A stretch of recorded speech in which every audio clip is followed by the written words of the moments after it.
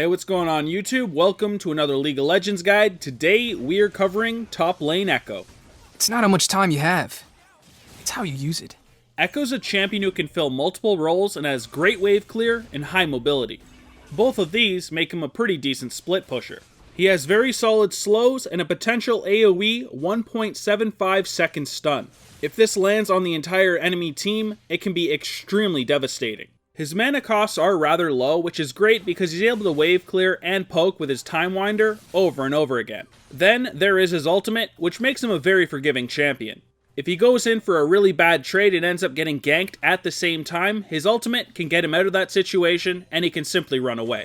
Now, although he's a really good meta pick at the moment, he still has a bunch of cons, the first one being he is a melee champion. This results in there being a decent amount of hard matchups in that top lane. His hard CC is then rather unreliable.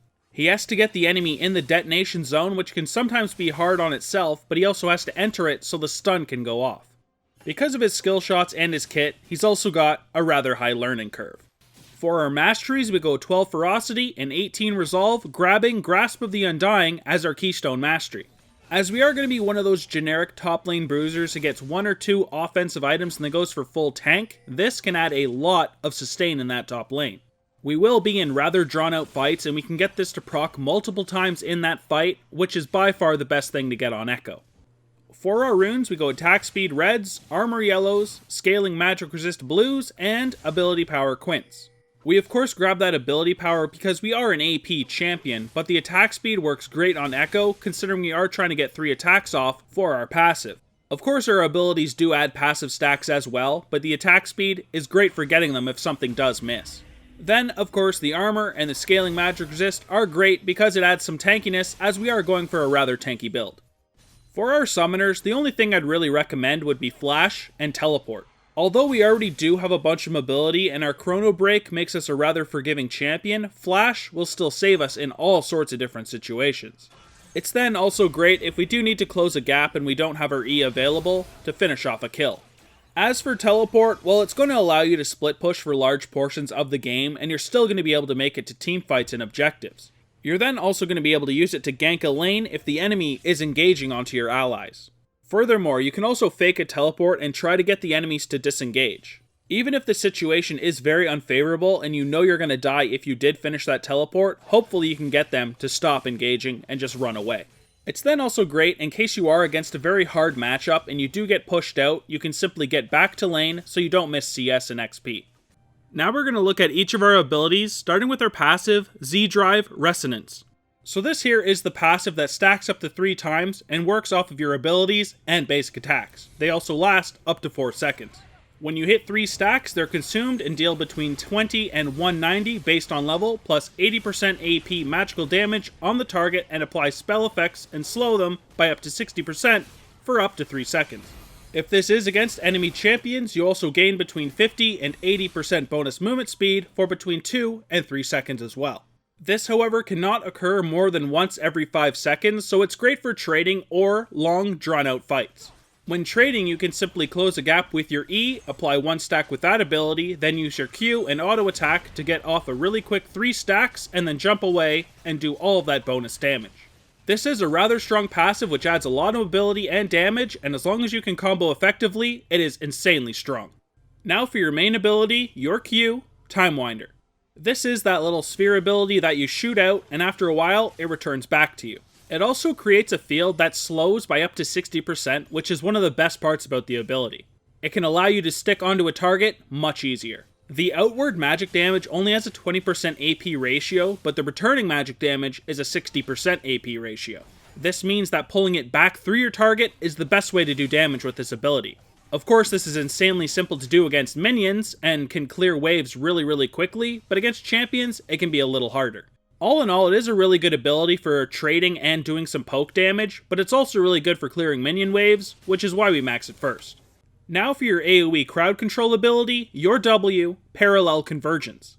This ability actually has a passive as well, which adds some nice damage to people that are below 30% of their maximum health. Your basic attacks will deal 3% plus 1% per 33 AP of the target's missing health bonus magic damage when they're below 30% of their maximum health. With the attack speed runes we took, this will add a lot of damage on those targets below that threshold. So this ability, of course, is what also makes that zone, which will slow people by 40%. The main problem with the ability, though, is it does have a delay of 3 seconds, and it does have a cast animation, so people are going to know when you do cast this ability. You, of course, can get around this, though, by doing it out of sight, or by using your E to stop the animation. If Ekko then enters this sphere, it detonates and shields him for 2 seconds and stuns all enemies inside for 1.75 seconds. The best way to do this is by using your ultimate if it was in the sphere zone, or, of course, by E-ing into it. The shield has a whopping 150% AP ratio, which is pretty ridiculous. Although we're not going for a high AP build as a top lane Ekko, this can still add some nice tankiness. The better part of the ability, however, is that 1.75 second AoE stun. Now for your last basic ability, your E, Phase Dive. So this here is your main gap closer. You will dash towards the target location, and your next basic attack gains range, deals bonus magic damage, applies on-hit and spell effects in the process, and causes Ekko to blink to his target. The bonus magic damage is just okay at a 40% AP ratio, but the best part of it is its low cooldown and the fact that it is a blink. This is great for trading in lane by using it with your Q, and of course it is great for getting into the zone of your W so you can detonate it and gain that shield and CC anybody inside. Let's not forget the fact that it does apply on hits, which is why Trinity Force and Iceborne Gauntlet work so well on Ekko. As the damage goes up per level and the cooldown goes down, we max this second right behind our Q. So now let's look at your ultimate, Chrono Break. For your passive, this is what just makes that hologram of you, which tracks where you were 4 seconds ago. When you activate it, you will blink to the hologram's location and become untargetable for that duration, deal magic damage to surrounding enemies on arrival, and heal yourself. The magic damage is pretty damn good at between a 150 and 450 base plus 150% AP ratio. As for the self-heal, well, it is between 100 and 200 plus 20% plus 6.6% per 100 AP of the damage taken in the past 4 seconds. The range is also global, so if quick enough, if you did teleport, you could also do this to go back towards that hologram.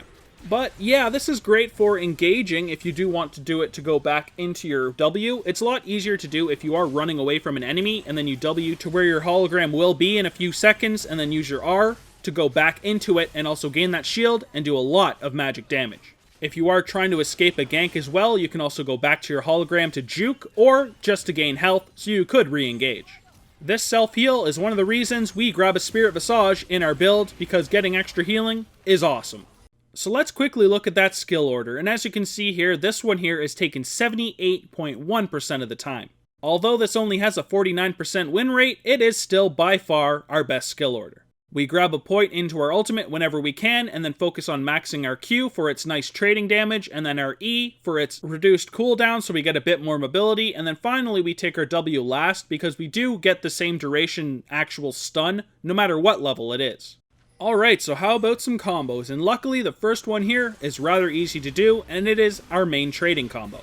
Very simply, we use our E, Phase Dive, and then follow it up with a Time Winder. It's as simple as it sounds. We use our E to close the gap on the target and apply the first passive stack. We then use our Q to slow and put on the second stack, and then auto attack once to get the passive proc. Very easy way to trade a bunch of damage on the enemy and not take much in return. For our second combo, we add our W for some solid CC.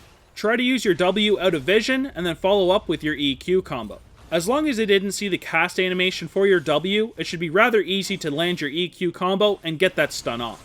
Our last combo here is for turnaround all-ins. It's actually rather hard to land our full kit combo, but it becomes much easier if we are running away. As I mentioned before, we will be able to W where our ghost will be in the next couple seconds, and then R when the W goes off, and then simply all-in the enemy.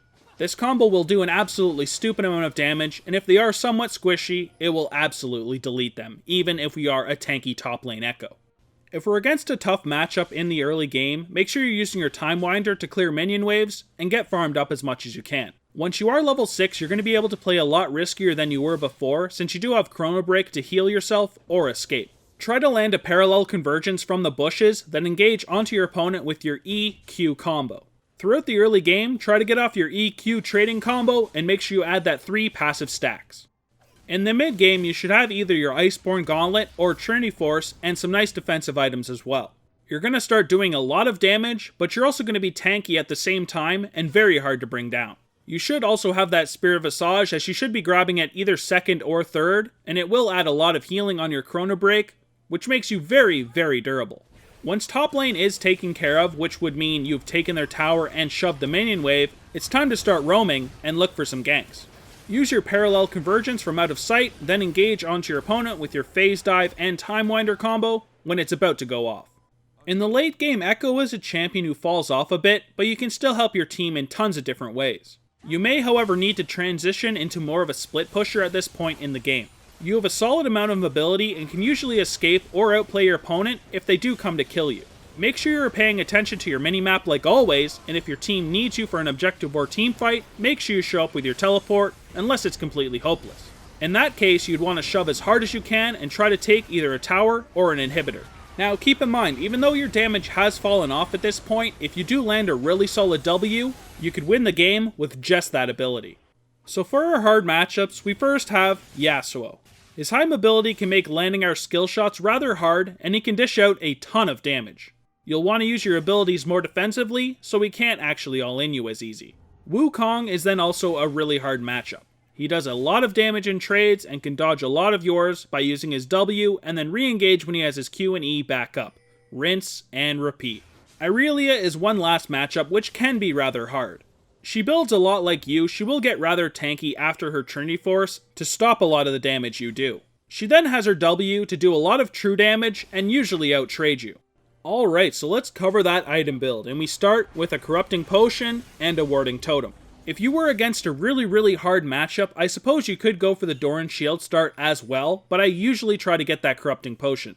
For our core build, we're usually going to want to take either the Iceborne Gauntlet or Trinity Force first, and then add a Sunfire Cape and a Spirit Visage. The Iceborne Gauntlet and Trinity Force is pretty much just a case of personal preference. I honestly play with both. If I do like to have a mid-game power spike, I take the Trinity Force, but if I would like to have a bit more peel and whatnot later game, I do like the Iceborne. It's of course better if we are against a full AD team as well, as it does provide some armor. Then for our boots, well, we pretty much make use of any boots there are. My personal preference is Boots of Swiftness, as I really like high mobility, but all the other boots are great as well. If we are missing that 10% CDR and we would like to finish that off, we could of course take the Ionian boots. If there's a lot of CC, we can of course take the Mercs, and if we're against a very high AD team, we could of course opt for Ninja Tabbies. Then, to increase our damage by just a tiny bit, there are the Sork boots. So once we've got our core build and we've picked our boots, we then have this item pool to finish off the build. We of course first have the Dead Man's Plate for some added mobility and health and armor. Randuin's is great as well, as we are getting close to enemies. We can use that slow it has, but it's also great to stop some crit damage as well. If we were against a full AD team, like always, we could always pick up that Thorn Mail as well. Then to come back to life in the late game, we have the Guardian Angel, and Zhonya's is even a fantastic item as well, as we do make great use of the AP, but the Activate is really strong as well, especially if we're against something like Zed. Then if we were against a very high AP team and we wanted to add just a bit of damage at the same time, we could of course grab that Abyssal. Then at the end here, if we wanted to add just a little bit of split push and annoy the enemy, the ZZ Rot Portal. So for our first build here, we have the Sunfire, Trinity Force, and Spirit Visage. As there was some CCs on the enemy team, we opted for the Merc Boots and then added a Guardian Angel and a Randuin's. This is one of my most common full builds. It adds so much tankiness, we are so hard to kill, and even if they can kill us, we have the Guardian Angel.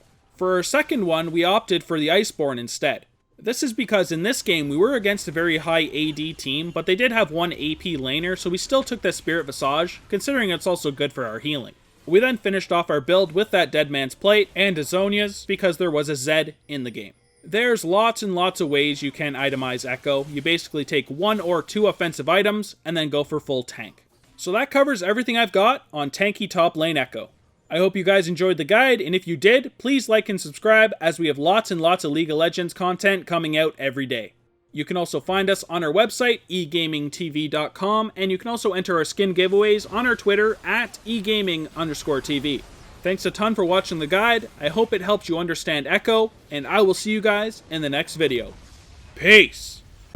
Tell me pretty lies, look me in the face. Tell me that you love me, even if it's fake. Cause I don't fucking care at all. You've been out all night, I don't know where you've been. You're slurring all your words, not making any sense, but I don't fucking care.